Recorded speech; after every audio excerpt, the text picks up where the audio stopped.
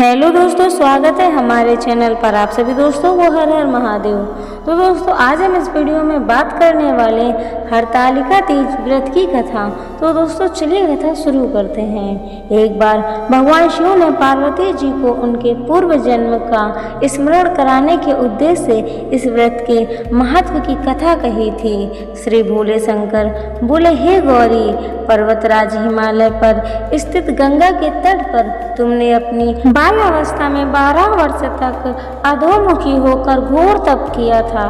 इतनी अवधि तुमने अन्न न खाकर पेड़ों के सूखे पत्ते चबाकर व्यतीत किए। माघ की विकराल शीतलता में तुमने निरंतर जल में प्रवेश करके तप किया। वैशाख की जला देने वाली गर्मी में तुमने पंचाग्नि से शरीर को तपाया।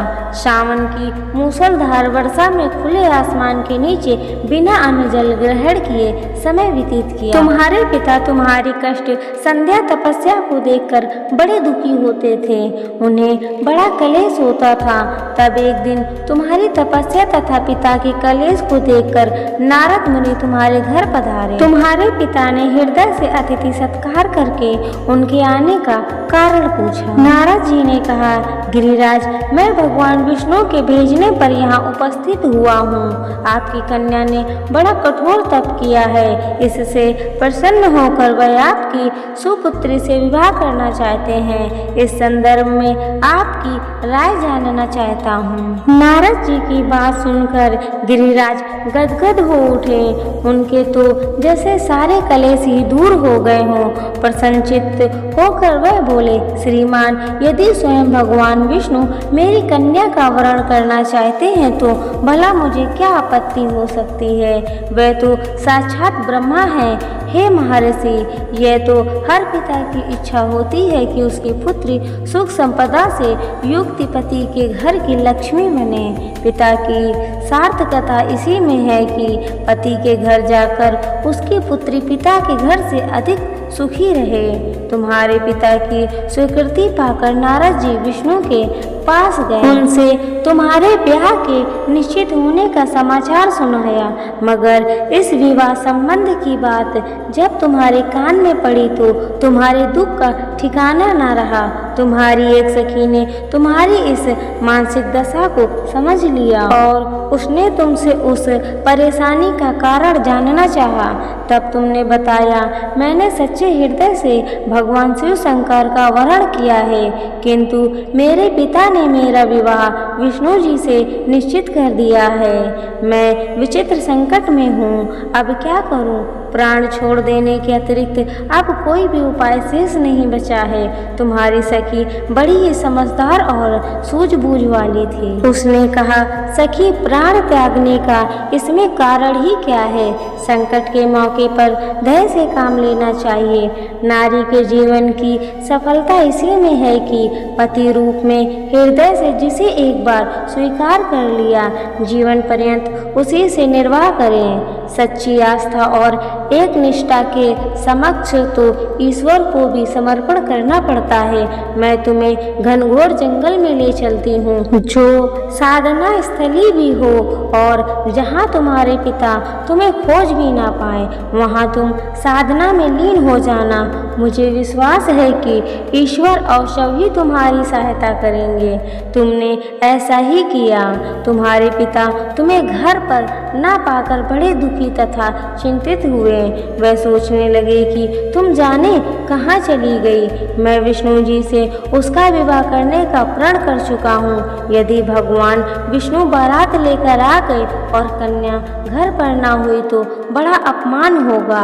मैं तो कहीं मुंह दिखाने के योग भी नहीं रहूँगा। यही सब सोचकर गिरिराज ने जोर शोर से तुम्हारी खोज शुरू करवा दी। इधर तुम्हारी खोज होती रही और उधर तुम अपनी सखी के साथ नदी के तट पर एक गुफा में मेरी आराधना में लीन थी। भाद्रपद शुक्ल तृतीया को हस्त नक्षत्र था। उस दिन तुमने रेत के शिवलिंग का निर्माण करके व्रत किया। रात भर मेरी स्तुति के गीत गाकर जागी। तुम्हारी इस कष्ट साध्य तपस्या के प्रभाव से मेरा आसन डोलने लगा, मेरी समाधि टूट गई। मैं तुरंत तुम्हारे समक्ष जा पहुंचा और तुम्हारी तपस्या से प्रसन्न होकर तुमसे वर मांगने के लिए कहा। तब अपनी तपस्या के फलस्वरूप मुझे अपने समक्ष पाकर तुमने कहा, मैं हृदय से आपको पति के रूप में वरण कर चुकी हूँ। यदि आप सचमुच मेरी तपस्या प्रसन्न होकर आप यहाँ पधारे हैं तो मुझे अपनी अर्धांगिनी के रूप में स्वीकार कर लीजिए।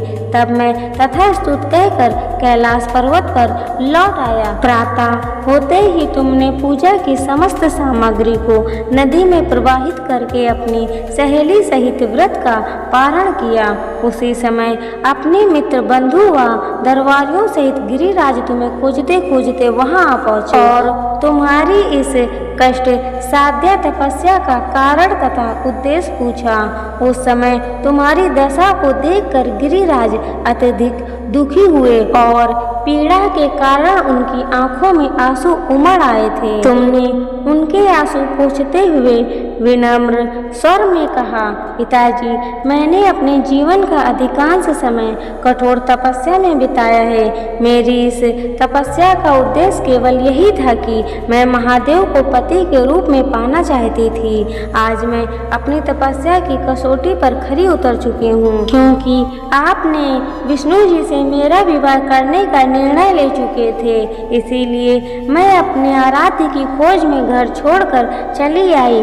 अब मैं आपके साथ इसी शर्त पर घर जाऊंगी कि आप मेरा विवाह विष्णु जी से न कराकर महादेव जी से करेंगे। गिरिराज मान गए और तुम्हें घर ले गए। कुछ समय के पश्चात शास्त्रोक्त विधि विधान पूर्वक उन्होंने हम दोनों को विवाह सूत्र में बांध दिया। हे पार्वती, भाद्रपद की शुक्ल तृतीया को तुमने मेरी आराधना करके जो व्रत किया था उसी के फलस्वरूप मेरा तुमसे विवाह हो सका। इसका महत्व ये है कि मैं इस व्रत को करने वाली कुंवारियों को मनोवांछित फल देता हूँ। इसीलिए सौभाग्य की इच्छा करने वाली प्रत्येक युवती को यह व्रत पूरी एक निष्ठा तथा आस्था से करना चाहिए।